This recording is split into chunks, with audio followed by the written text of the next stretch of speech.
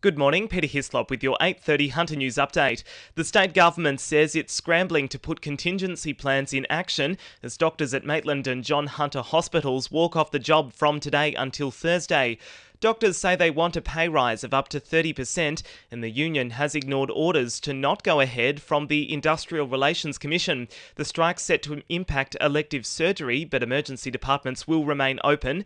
Ian Lisser from the doctors' unions told the ABC negotiations have stalled. Unfortunately, no progress was made. There was no offer other than the offer that was the government's been putting on the table to us has eventuated. 2 people have died and 4 others are at John Hunter Hospital following a fatal multi-vehicle accident on the mid-north coast. At Nabiac yesterday on the M1, emergency services were called to the northbound lanes and found a Toyota Land Cruiser pulling a caravan, a Nissan SUV and a prime mover had collided. 2 people from the SUV died at the scene, a 42-year-old man, a 43-year-old woman and children aged 8 and 9 were treated and transported to hospital. Police are appealing for anyone with dashcam footage to contact Crime Stoppers. Shortland MP Pat Conroy's launched his latest promise in a bid to keep his seat as the federal election campaign continues.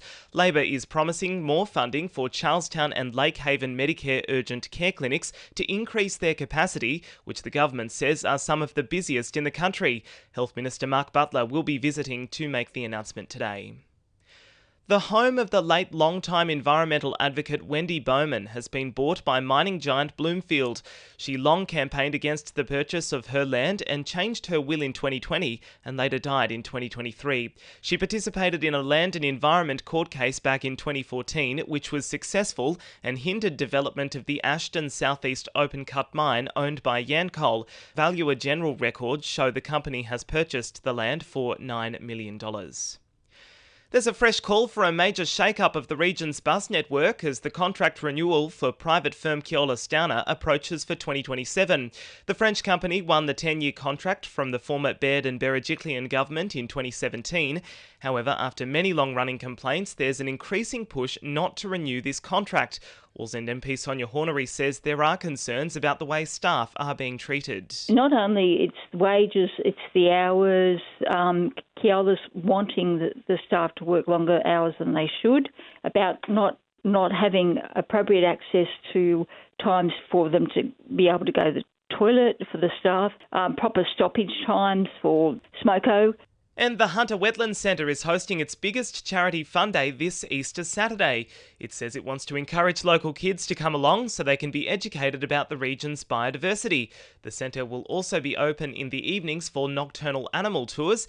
The centre's Linda Rowan says it's an opportunity to share about the Hunter's natural landscape. We have school holidays activities happening all throughout the school holidays. That's a lot of nature-based activities for kids to do, like they can come and do some trails and arts and crafts.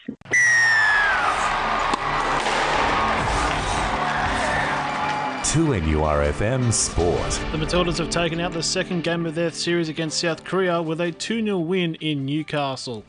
After claiming victories in both matches, winger Mary Fowler says it was important to bounce back from the She Believes Cup. It is nice that, we can come into this camp and string a few good performances in and feel like the crowd is still very much interested in it, because I think it does have a big impact on the next generation. Meanwhile, the Jets have announced their new chief executive in Tane Drinkwater, who will formally commence on May 1. Drinkwater served as CEO for Netball New South Wales and the Brisbane Broncos NRLW side, as well as being a part of the group to launch the Women's Rugby League competition. And the Knights could see multiple players out for their upcoming clash with the Tigers due to injury. Jack Cogger, James Schiller, Jacob Saifidi and Jack Hetherington all picked up issues in Sunday's loss to the Bulldogs. That's sport. I'm Jessie Dennett. And the winning numbers in Monday Lotto are 2, 3, 6, 8, 33 and 41, and the supplementaries are 37 and 39. And now you're up to date with the latest 2NURFM Hunter News.